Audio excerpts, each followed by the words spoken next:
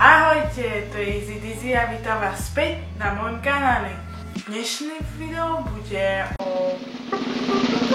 o aplikácii FaceSwap. Je to taká aplikácia, kde sa mení tvár. Takže sme na tvári s tou druhou osobou, ktorá je pri vás.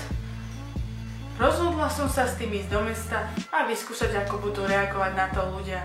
Ale prekvapivo lepšie reakcie mali turisti, či z Talianska, z Japonska, alebo Ruska, alebo dačo také. A viac som tam rozprávala po anglicky ako po slovensky. Ale však sami uvidíte.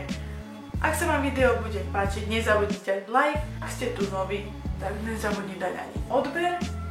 A vidíme sa na budúce. A nezabudni sa rozprávať.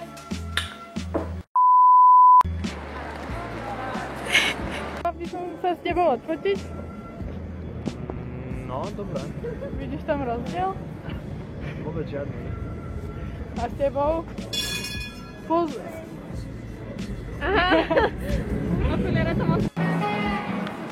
Dobrý, prosím. Mohla by som sa s vami odfotiť? Iba vám ukázať takú aplikáciu. Všimli? Dobre, pekný deň vám prajem. Také ťažké.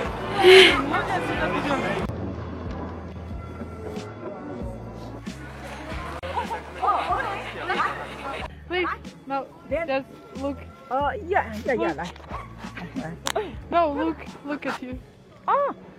Yeah. I have your face, yeah. You. Yes, FaceSwap. You see? Yeah. So for that always. Пожалуйста, могу с вами лицо поменять? Да. Вот. Спасибо большое.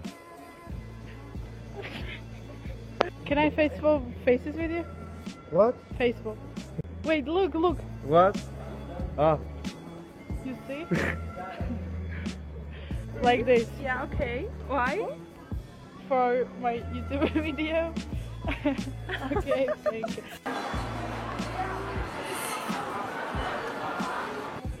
Ono to nechce vymeniť. Nič. O Bože môj, ty kokot.